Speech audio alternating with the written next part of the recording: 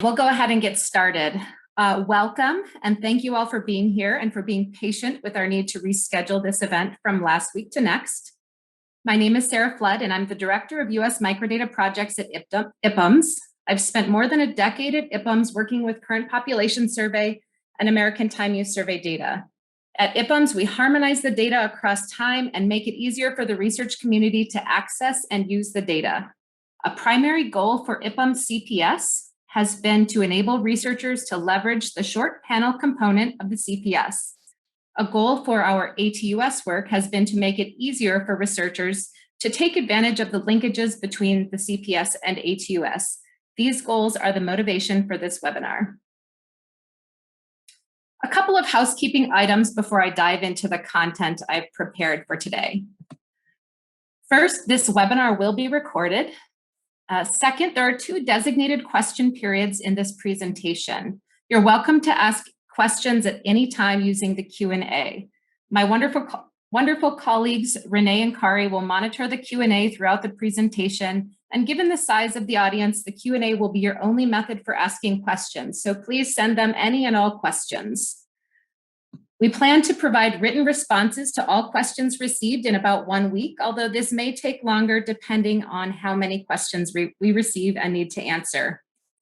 After the webinar, we will send you an evaluation form. Please let us know how we did and what we can do better next time. We'll also send you a link to the recording, links to resources we mentioned during the presentation, and responses to questions.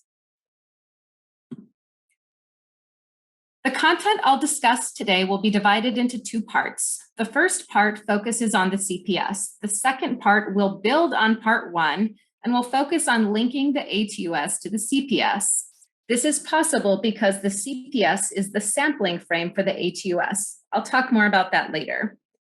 Because of time constraints, I'm going to provide a high-level overview. I will provide background information about the CPS and ATUS, tell you about the work we've done at IPUMS to make a single consistent linking key available in both the CPS and ATUS, and direct you to resources you can explore to do a deeper dive into CPS and ATUS linking on your own. For the CPS component of the webinar, I'll briefly review what's in the CPS, the 2 main challenges with linking CPS data, which in my opinion are the rotation pattern and linking keys. And then I'll talk about some of the reasons you might think about linking the CPS and provide you with a couple of expected linkage rates.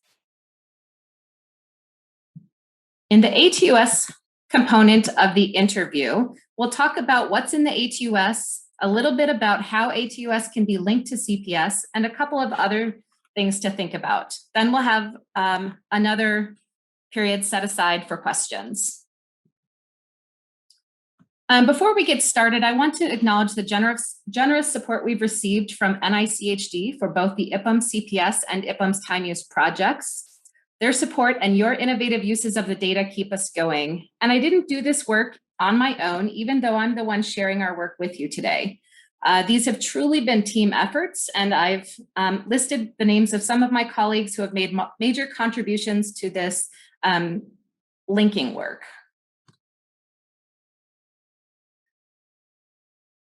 So part 1 of the CPS component entails discussing what's in the CPS. The CPS is a household survey designed to measure unemployment and measure labor force participation. Data are collected by the Census Bureau for the Bureau of Labor Statistics. These data are the source of official government statistics on these topics.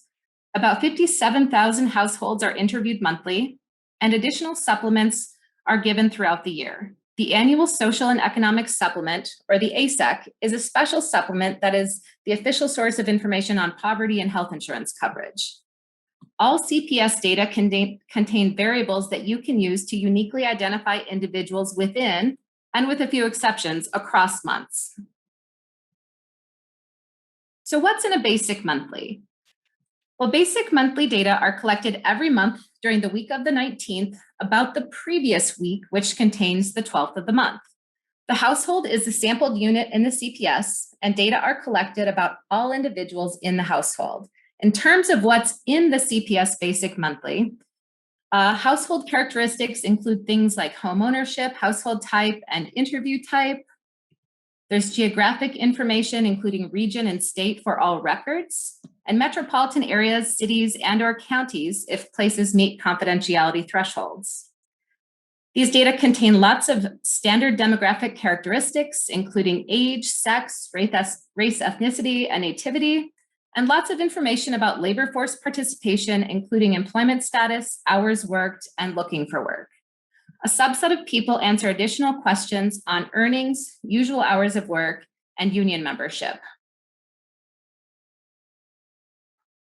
I mentioned that CPS supplements are fielded throughout the year, with most months collecting supplemental data. IPUMS CPS makes these supplemental data on several topics available to the research community. For each topic, we make harmonized variables available along with documentation about the supplement and original code books. This includes the ASEC, which is the most commonly used CPS supplement and different from the rest. Most ASEC interviews occur in March. And I want to touch briefly on the ASEC versus the basic monthly. I mentioned that the ASEC is a special supplement.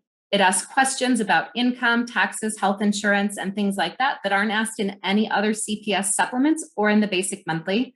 And it also collects additional information about labor force participation during the last calendar year, in contrast to the basic monthly that asks about the previous week. Moving on to linking challenges, let's talk first about the CPS rotation pattern, which I hope to demystify a little bit. So individuals within CPS households are observed up to 8 times over 16 months. They move through the survey in a 4-8-4 rotation, which I'll explain more about later. Given the predictable movement of households and individuals through the survey and linking keys provided by the Bureau of Labor Statistics, you can construct a short panel combining information across months and supplemental topics. I also want to make clear that CPS is unlike traditional longitudinal surveys that follow one or several cohorts as they age. Because this is a household survey, if individuals move out of the household, they are not followed. New household members are interviewed instead. So let's walk through the CPS rotation pattern. Like I said, it's a 4-8-4 rotation pattern, which means that people are in the survey for 4 months, out of the survey for 8 months, and back in for 4 months. The 8 months they're in the survey are indexed by month and sample. Month and sample 1 through 4 are in the first 4 months of the rotation. And month and sample 5 through 8 are in the second 4 months of the rotation. The 8 months when the household is out of the survey do not receive a month and sample value. Months 4 and 8 are also special. These month and sample values are when households are rotating out of the survey.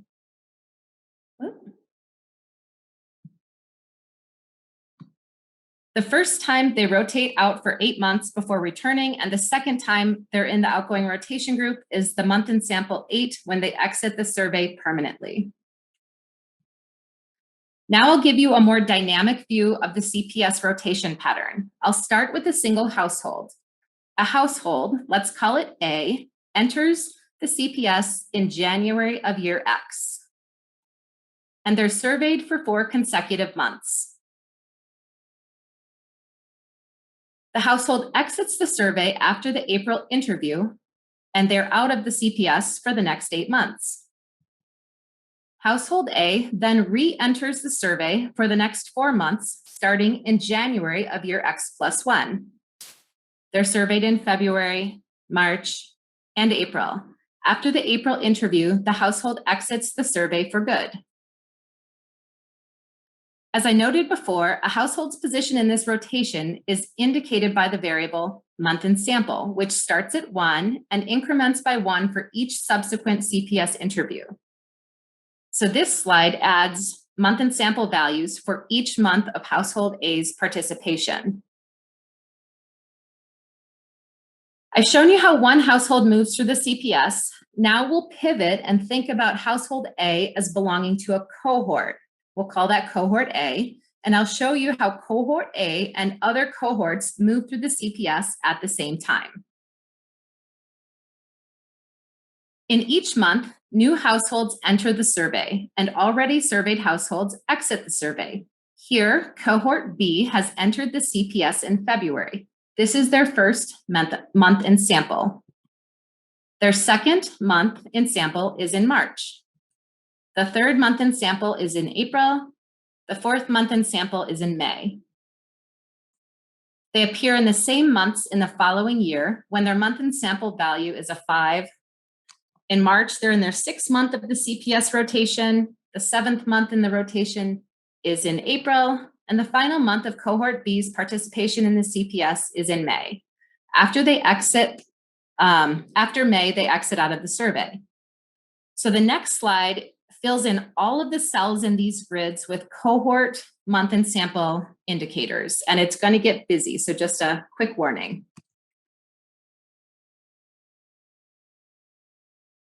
Each month of the current population survey contains households at every stage of the panel rotation. That is, with every value of month in sample. You can see that each year-specific column contains different cohorts, each with a different month in sample value. So for those of you who thought I got lost in the weeds about the CPS rotation pattern, there was a point to all of this. One must understand the CPS rotation pattern to understand what kinds of linkages are possible with the CPS and the number of people that you can expect to link across months. So cohorts can link across months. As you can see, cohort A from January can link to cohort A in February. And cohort B in February can link to cohort B in March. At any given time, there are 8 cohorts in the CPS. And across months, there's overlap in cohorts. To illustrate, let's look at January of year X as our focal month. A subset of the cohorts in January appear in the next month. So cohorts in month in sample 1 through 3 and in month in sample 5 through 7 in January of year X can be linked to February of year X. However, cohorts X and XX, those are the light gray ones in the January of year X column, cannot be linked to February of year X, as cohort X begins the 8-month break and cohort XX exits the survey for good. In February, cohort B enters the CPS and cohort P re-enters the CPS after an 8-month break. So thus, even in adjacent months, only 75% of records from one month to the next are linkable. A smaller subset of linkages is possible 2 months ahead. When we link January to March in the same year, only half of the cohorts appear in both months. An even smaller subset appears 3 months ahead. If we link January to April in the same year, only 2 of 8 cohorts overlap. And notice that cohort A does not appear in year X after April. Cohort A is thus not linkable to May through December of year X. The next possible month to which cohort A can be linked is January of year X plus 1. Understanding which months can and cannot link and how big the resulting linked sample will be is important for knowing what information can and cannot be combined in the CPS.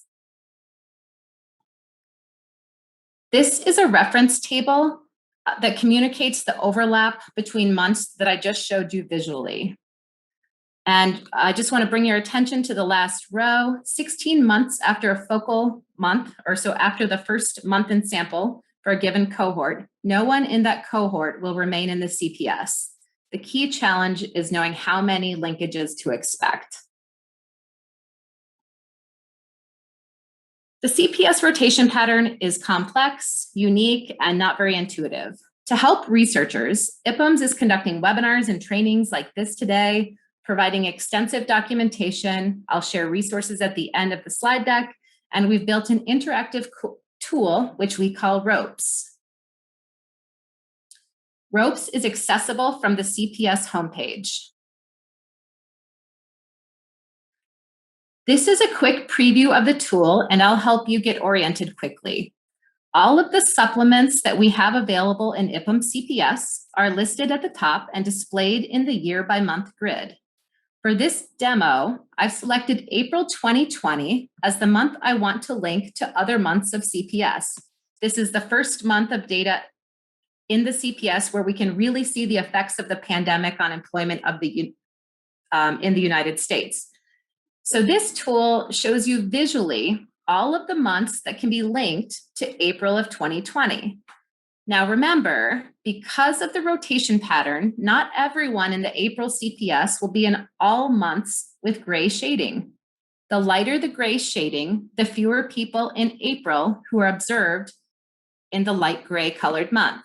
The darker the gray, the more people who are observed in that month. So you can see that April is the darkest gray month, followed by March and May of 2020. March and May contain roughly 75% of the respondents who are observed in April. February and June of 2020 are lighter, and only 50% of respondents in April linked to these months. What's also important about this tool is it shows you what is not linkable. For example, no one in the April 2020 CPS appears in the August 2019 Veterans Supplement, which I've highlighted in red. I don't have time to dive too deeply into this tool, but I strongly encourage you to try it out and to try to use it to really wrap your head around the CPS rotation pattern. So, as if the rotation pattern weren't enough for you to wrap your head around, linking keys are also a challenge. In the next slide, I will quickly show you the original linking keys in the CPS from 1989 forward. There's no need to take notes because we'll have a way to make linking easier, which I'll get to soon. So this slide shows the 3 most recent vintages of linking keys in the original CPS. We make all of these linking keys available via IPUMS as well. So with the original data, linking is more challenging if you're spanning different vintage linking keys, for example, before and after May of 2004, so the middle and the far right columns. Linking within a particular linking key vintage is less challenging because the linking keys are stable, though it still requires several variables and understanding the CPS rotation pattern. I say that because there are other problems you should be aware of if you're going to use the original linking keys to leverage the CPS panel component, including changes in variables needed to link. Here's just an example: duplicate and recycled identifiers and suppressed identifiers. We've documented all of these issues in our linking related papers, which also include references to the work of other researchers who have written about CPS linking. The IPUMS solution to the different vintages of linking keys and related problems I mentioned briefly is CPSID-P. This is an IPUMS-created unique identifier. I want to briefly describe what we've done with linking keys to make your lives easier. We've created CPSID, which bridges changes in variable names and ensures that the CPS rotation pattern is followed. Every time we observe a set of linking keys in files where they should appear based on the rotation pattern, we assign a single CPSID value. So CPSID is a household identifier, and CPSID-P is a consistent person identifier. And generally, people want to link individuals across time with the CPS, and you can do that by merging different months of data on CPSID-P or by grouping an individual's month and sample specific observations in a single file in a person time format. And I'll show you that person time format and CPSID at work. So here's a screenshot of some cases from the CPS.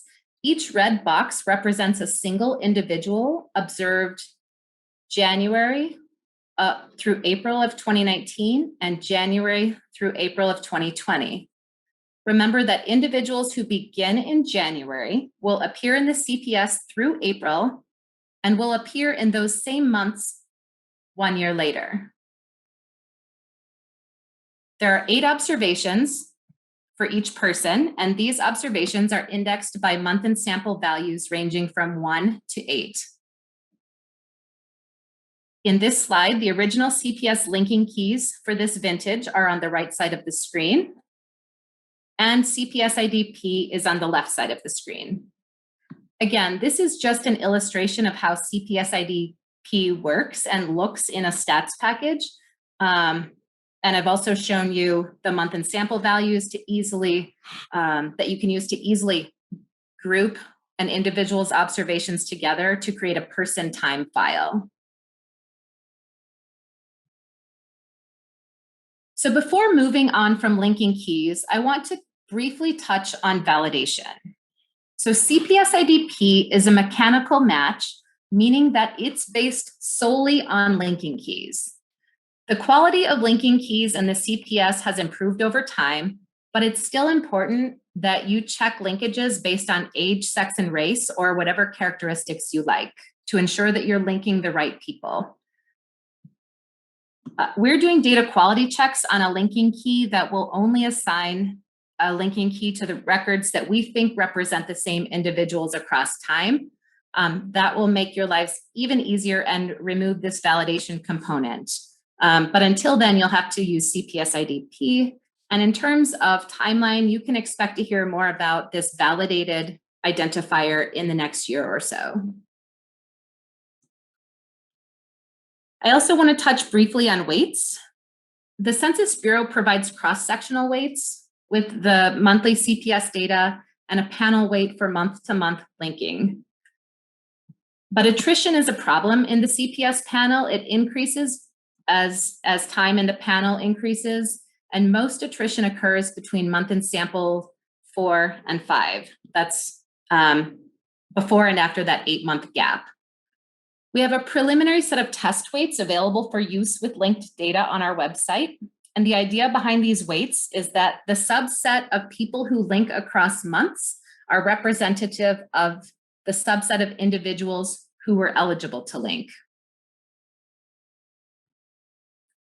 So I've told you about the CPS rotation pattern and shown you our ropes tool to help you more easily understand it. We've talked about CPSID, and you can read all about how we created it in our documentation, as well as all the caveats. And now I want to talk a little bit about what you might want to link the CPS for and what you can expect in terms of linkage rates. The CPS has large sample sizes, about 140,000 people per month, which means there's relatively good coverage of population subgroups, whether you want to make racial ethnic comparisons or look at people of certain ages, for example. With these data, you can examine short-run changes in employment and family dynamics, such as women's labor force participation following the birth of a child, or changes in employment following divorce. There's also tons of potential to combine information on different topics, such as work and volunteering, veterans and employment, or changes in tobacco use. If you wanted to study year-to-year change in earnings and employment or changes in labor union membership, you could pick 2 points in time 1 year apart. So given the CPS rotation pattern, half of the respondents in the same month across 2 years could be in the CPS. And you can see here that of those 50% who are eligible to appear in the same month in adjacent years, 69% appear in both March of 1994 and March of 1995. 79% of those eligible appear in both March of 2009 and 2010. And the improved retention rate here has to do with the cleanliness and quality of the linking keys. And you can see that in just March to March linkages, there are about 50,000 people observed in each of these 2 pairs of years. You could also follow a single cohort across all 8 months of participation in the CPS. Theoretically, 100% of cases in a cohort can be linked across the 8 months of participation in the CPS, but migration, mortality, and non-response are factors that contribute to a lower sample retention rate. Okay, and now I'll field some questions about CPS linking. Please be sure to ask them in the Q&A, and my colleagues will share them with me.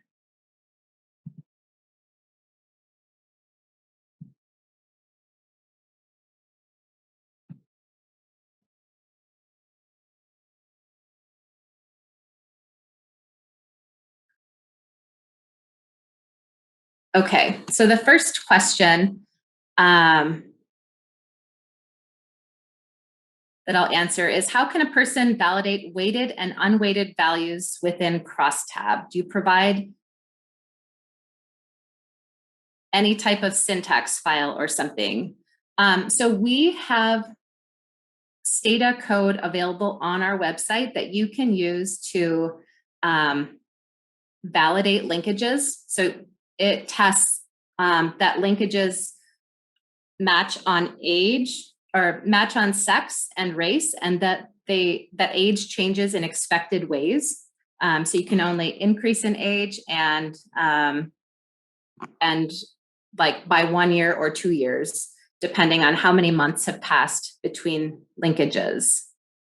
And we can share the link to that Stata code on our when we send you an email after the webinar. Okay, so can a household be interviewed multiple times over the year? For example, once in 1994 and once in 2004. While it might be theoretically possible for households to appear in the CPS rotation more than once, so like a decade apart, there's no way to identify those people in the public use data.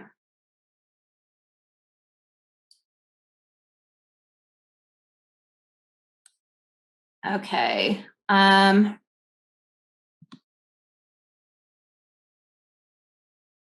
So who and how is age, gender, and race coverage defined in the ASEC? This is done by the Census Bureau. I would recommend that you check out Technical Paper 66. We will also send you a link to this. This is sort of the go-to resource for all things CPS data collection related, and they cover weights pretty extensively in that documentation. Next question, does the IPUMS CPS include all the same questions as the BLS CPS? Great question. So BLS, the Census Bureau collects the data for BLS. We simply take the BLS data and repackage it. And we harmonize most of the variables, I would say, across time.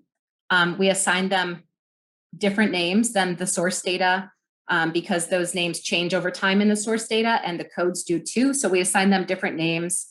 In the last year or so, we have also made what we call unharmonized variables available for the basic monthly. And that means that everything that's in the basic monthly is also available via IPUMS.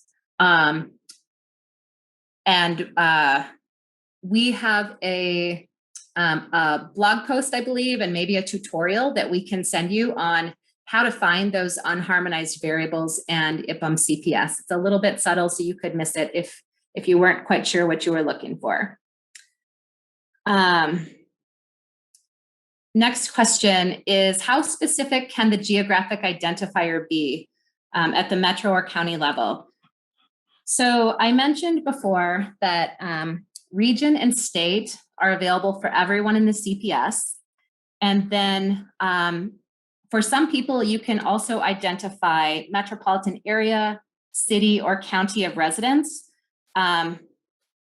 Geographies are assigned in that order.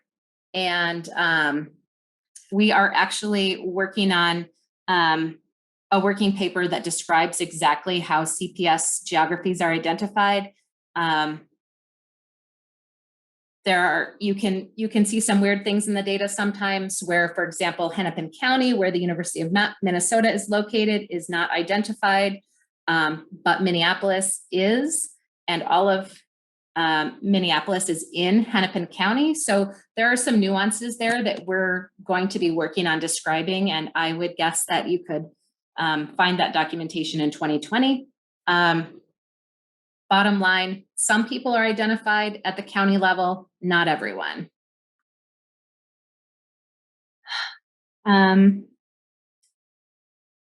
Let's see. Okay, so here's a question. Suppose you link 2 months of data, but see that gender changes from 1 month to the next. How likely is that to be due to miscoded gender rather than a mismatch or actual change in gender? That's a great question. I don't know exactly, I don't know the answer to the question. What I would say is, as a user, it would be, I would look at the data quality flags and make sure that, you know, if sex was imputed in 1 month, that, and you saw discrepancy, maybe you would choose to say that this actually is the same person. We're going to follow stricter rules with our validated CPS as well as our validation code, because we're really just not sure. You know, we don't have access to any data that you don't have access to. It would be great if we could get into an RDC and really understand how often mismatches in sex, for example, are due to coding errors. But at this time, we don't have that access, and we can't say for certain. So hopefully we can get in the RDC at some point and try to answer that question, or maybe some of you can get into an RDC and help us answer that question. And I just want to pause really quickly. Getting a time check here. Next question is, can you provide more information on the weights? Are they accessible the same way other variables are, or are they considered experimental and accessed separately? So all of the weights that I mentioned are available the same way other variables are. I believe they're under the person core linking group. We can send the direct URL to that group of variables. And we do an inverse probability for people who are observed. We don't inflate the weights to be nationally representative at this point. We thought a more conservative approach was just to inflate them to be representative of those who were eligible to be observed in future months. But this is certainly, like I said, they're preliminary, and we're open to feedback.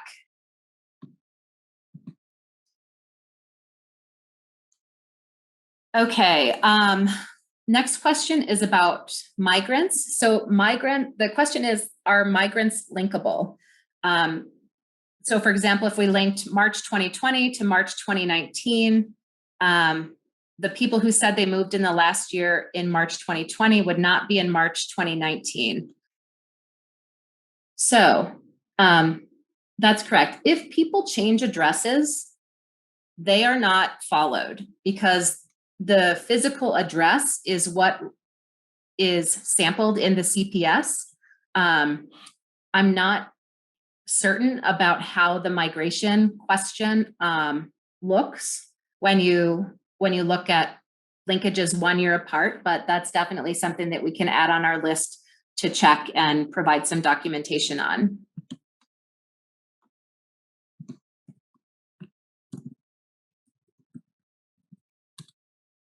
Okay.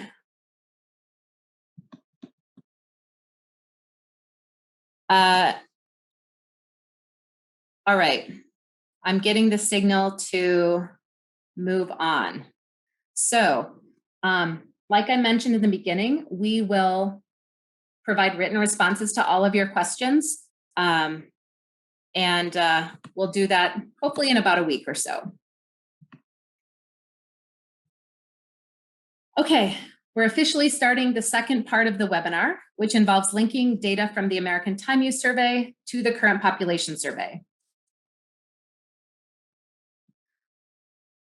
Understanding the CPS rotation pattern is key for linking ATUS to the CPS, which is why ATUS to CPS linking follows the discussion of the CPS. So anyone here who's planning to link ATUS to CPS, you have another layer of complexity to consider.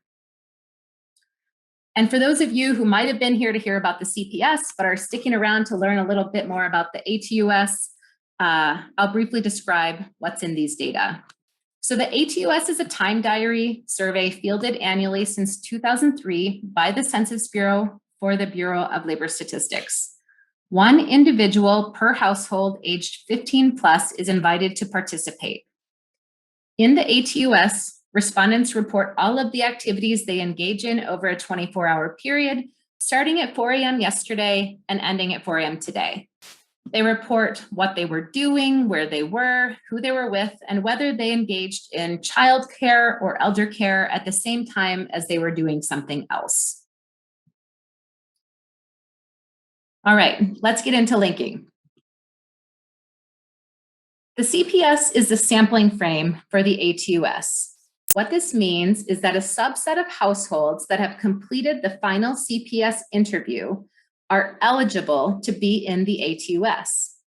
And one person per CPS household is invited to participate in the ATUS. Note that the ATUS respondent might not be the same person in the CPS who responds on behalf of the entire household. And the ATUS interview is conducted 2 to 5 months after the final CPS interview. Here are a couple of ways you might use ATUS CPS linked data.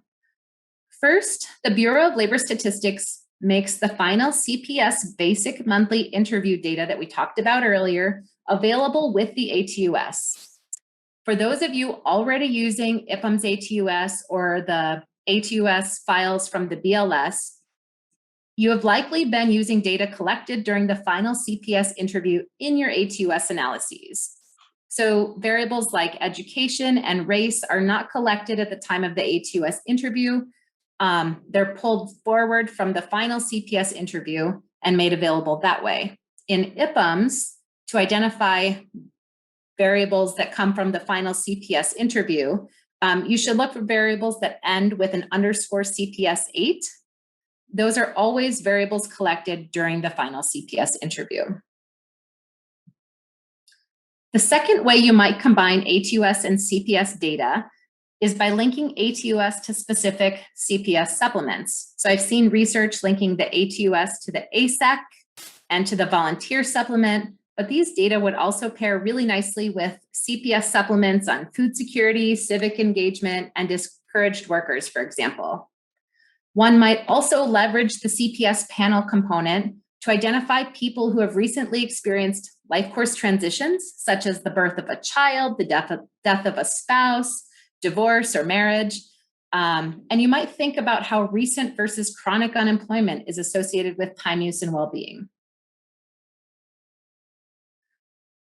So linking the ATUS to the CPS adds a layer of complexity to CPS linking. I'll try to show you visually how people exit the CPS and enter the ATUS. And note that every ATUS respondent was in at least the final CPS interview.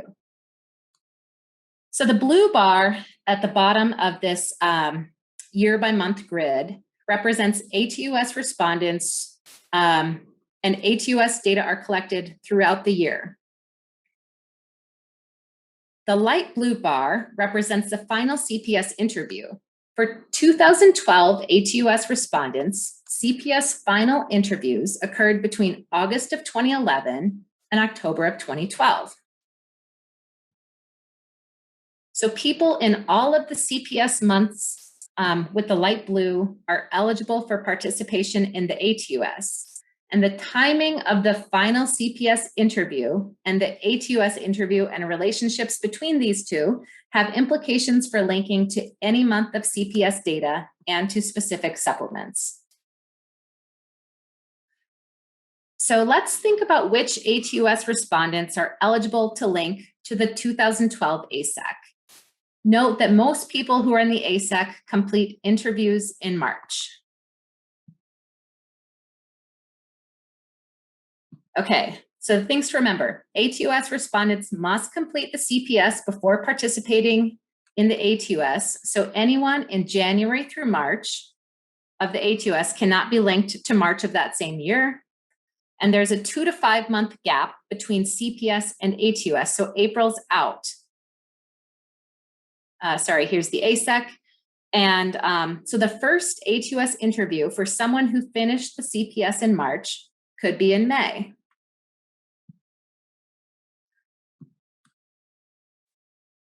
The latest someone finishing the CPS in March could appear in the ATUS is August. So people who were in the ASEC in their 7th month and sample in the CPS and then finished the CPS in April would then be eligible to participate in the ATUS from June to September of that same calendar year. Following, individuals in month and sample 6 in the ASEC would finish the CPS in May and would be eligible to be in the ATUS from July to October. And the person in month and sample 5 in the CPS ASEC would finish the CPS in June and become eligible for ATUS participation 2 months later. The last month of participation in this case would be in November. In short, understanding the CPS rotation pattern and the gap between CPS and ATUS is key to figuring out who should appear in any given month of the CPS. I know that's a lot, and I want to try to show you another way just to make sure that it's clear. So in comparison to the previous slide, the rows in this slide show months 5 through 8 of participation in the CPS rotation pattern, when people could have been in the CPS in blue, and when they could have participated in the ATUS in orange again. So while the previous slide was focused on 2012, the pattern generalizes across years so that in any year, if you want to link ATUS respondents to the CPS ASEC, you can find ATUS respondents being interviewed between May and November.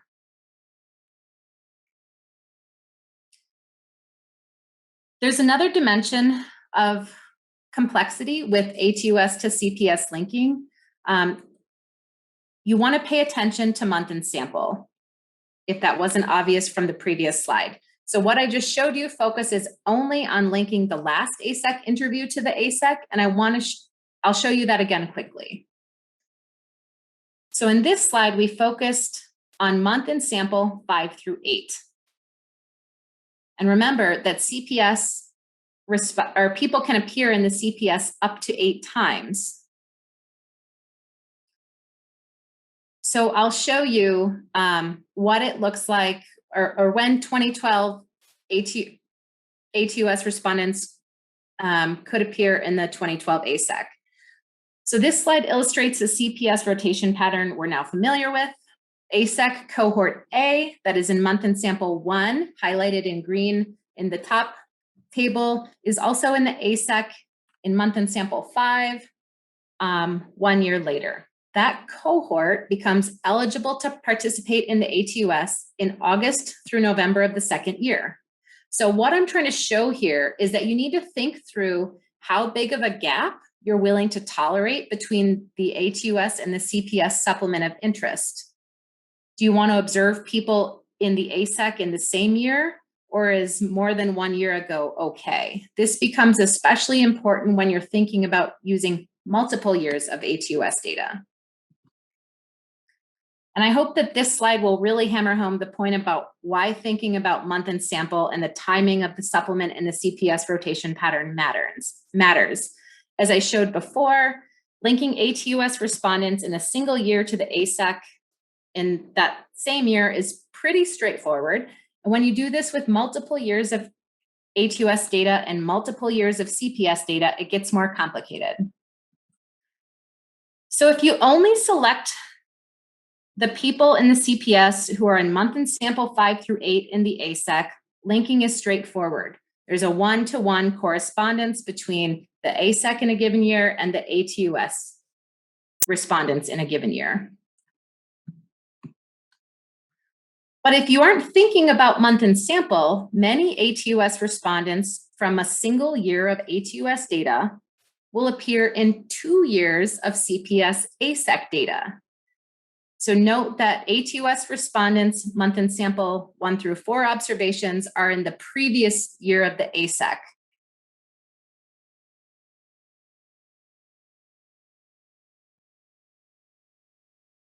Okay, a couple of additional things to think about for ATUS to CPS linking.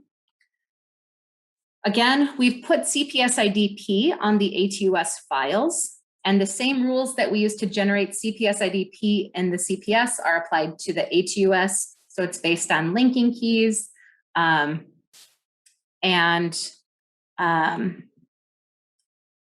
though CPSID makes it easier to link ATUS and CPS, there are things you want to keep in mind before you dive in and try to link the data. For example, which months or supplements do you want to link ATUS to ATUS respondents? And does it matter when in the CPS rotation pattern an ATUS respondent participated in a particular CPS supplement?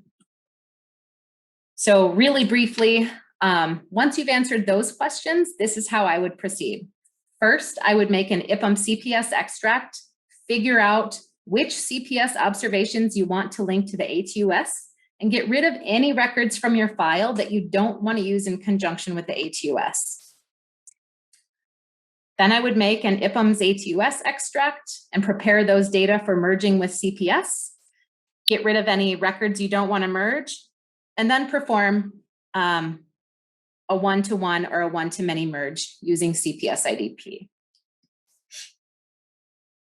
So what does a successful ATUS to CPS merge look like? Well, you'll probably have fewer linkages than expected, but linkage rates should be quite high. You'll get fewer linkages because of non-response and migration. So in this case, people might have moved into the CPS during the second half of the rotation pattern, so you wouldn't observe them in the first half. And one-to-one merges will only work if CPSID is unique within files. CPSID is always unique for ATUS respondents, but not for CPS respondents if you haven't pruned the file to keep only the records of interest. So I'd recommend recoding variables, creating variables, et cetera, in each files before merging them and somehow indicating whether the variables come from the CPS or the ATUS, since many of the variable names in the CPS and the ATUS data are the same. For example, age and sex appear in both data files. Like I did for CPS, I'll also touch briefly on weights, because not all ATUS respondents will be in any month, any CPS month, or any set of months you want to link to. You probably want to make an adjustment to the weights. We'll include this information in a follow-up email. And now I will take questions. Okay, the first question is just confirming that the CPS respondent and the ATUS respondent are not necessarily the same people. That's true. And then there's a follow-up question that says, can we check if this is the case using any variable or anything else? You can. I think the easiest way to do that in IPUMS would be to compare the relate variable. So in the ATUS, all ATUS respondents are always coded as a respondent, and then everyone else in the household is, we know the relationship relative to the respondent. In the CPS, you're also going to be looking for someone who is the head. I'm not remembering the exact code for that at the moment, but like the main respondent. And essentially, if you do that crosstab between relate and relate _CPS8, and you see that the ATUS respondent is a spouse, for example, that will tell you that they're not the primary CPS respondent. There may also be another variable in the ATUS file that you can use to check this. We'll make a note and send that in our response if it exists. Okay, the next question is, does the ATUS also follow the 484 rotation pattern? It does not.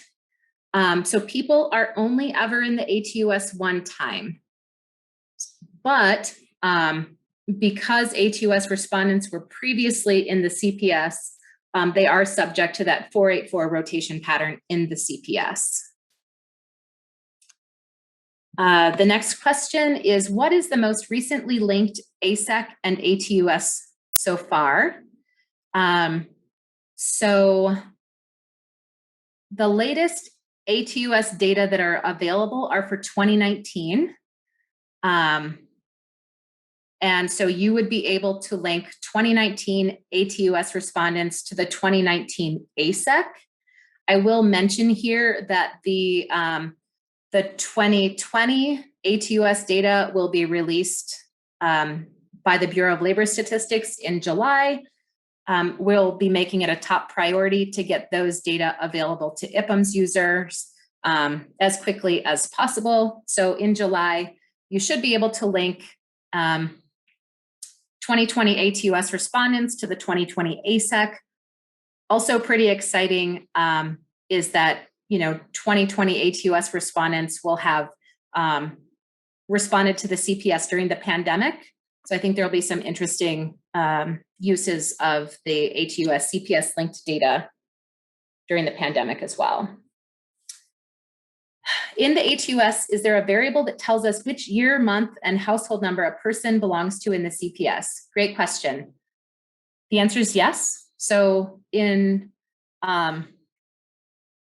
and I can provide variable names for this. In the ATUS, we know the exact month and year that the person participated. We also know when the final CPS interview occurred. So then that means we know the month and the year of that final CPS interview.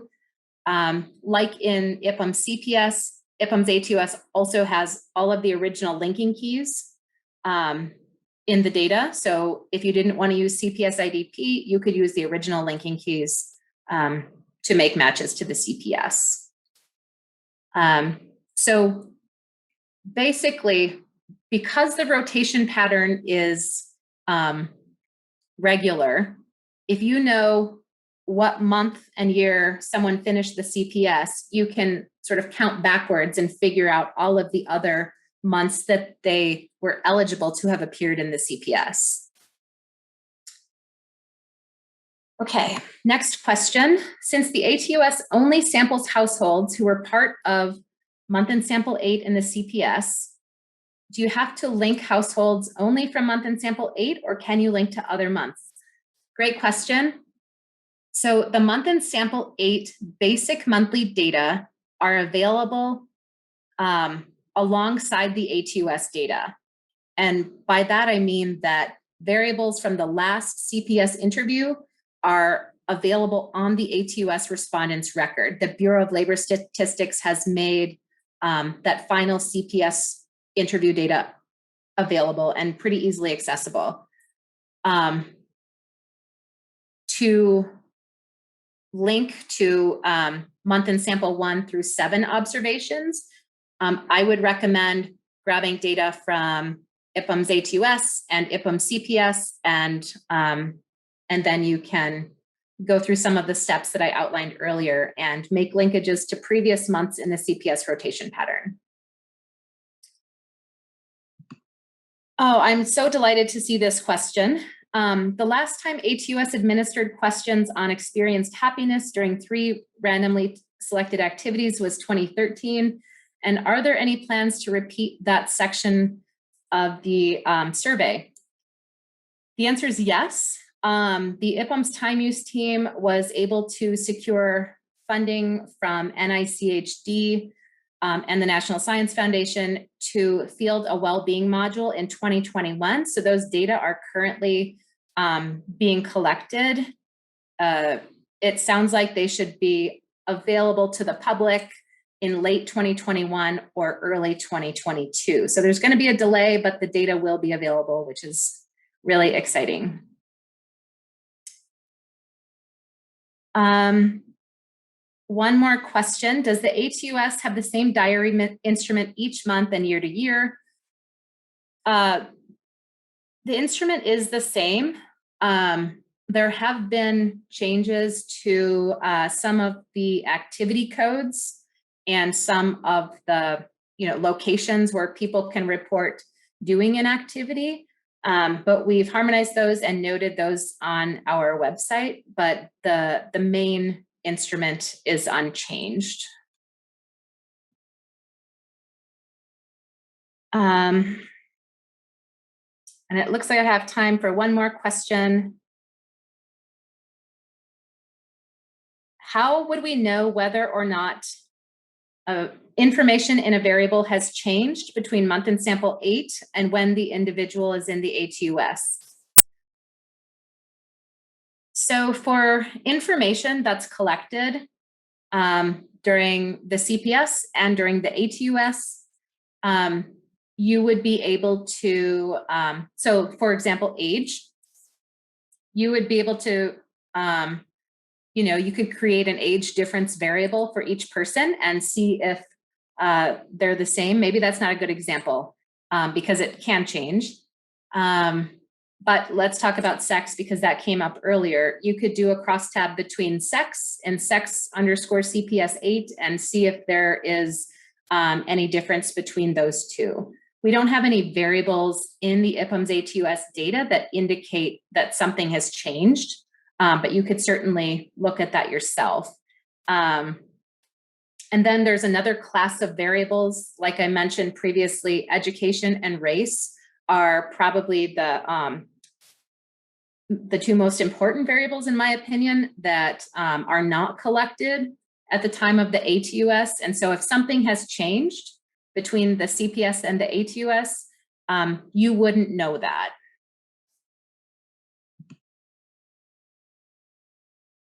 Okay, and I'm told it's time to end. So thank you all for attending.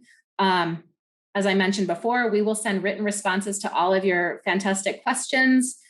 Please feel free to follow up with us. We have a fantastic user support team who answers every single email they receive. We also have a user forum where you can ask questions and receive answers. And one final plug, we have office hours that will be held in conjunction with the Population Association of America meeting. So if you have more questions about CPS and ATUS, stop by and see us. Thank you.